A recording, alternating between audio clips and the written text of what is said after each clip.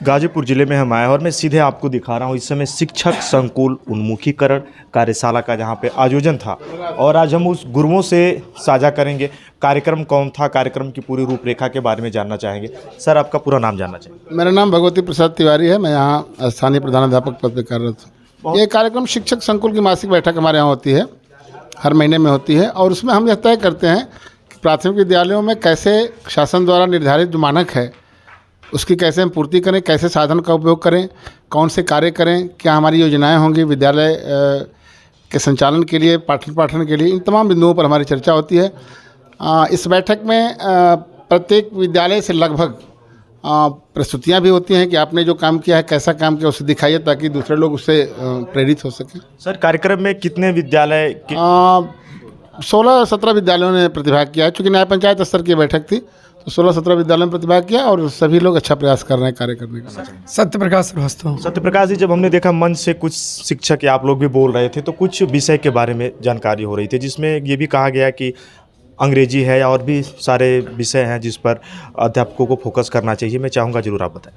हाँ, उसमें हो रहा था कि हिंदी और गणित के साथ साथ अंग्रेजी पर भी बच्चों को फोकस किया जाए ताकि अंग्रेजी विद्यालय के समकक्ष जो रुझान नागरिकों का है, अभिभावकों का है अंग्रेजी के प्रति, वो हमारे परिषदीय विद्यालयों के प्रति भी हो, क्योंकि ये ज़रूरी है। अंग्रेजी भाषा की विज्ञान बच्चों को होना चाहिए और वो G1 से लेके 5 तक भी सम्यक ज्ञान होना चाहिए, पूरी ज्ञान होना चाहिए। इससे हमारे परिषदीय विद्यालयों में नामांकन का रन रेट बढ़ेगा। अभिभावक जानेंगे कि यहाँ भी अंग्रेजी की शिक्षा होती है।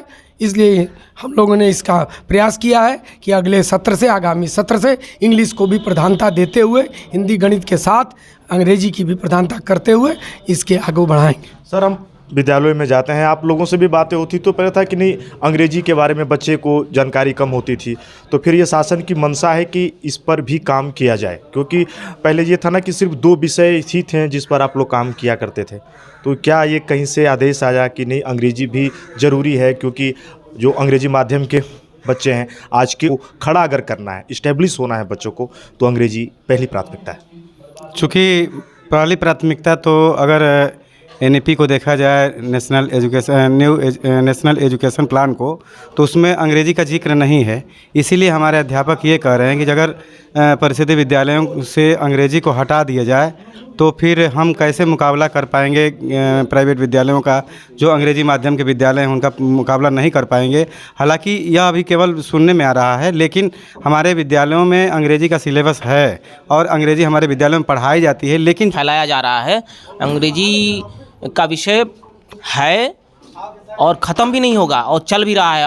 अब अध्यापक जो है अब उस पर अपना पूरा फोकस भी कर रहे हैं अंग्रेजी पे, जो बच्चों के।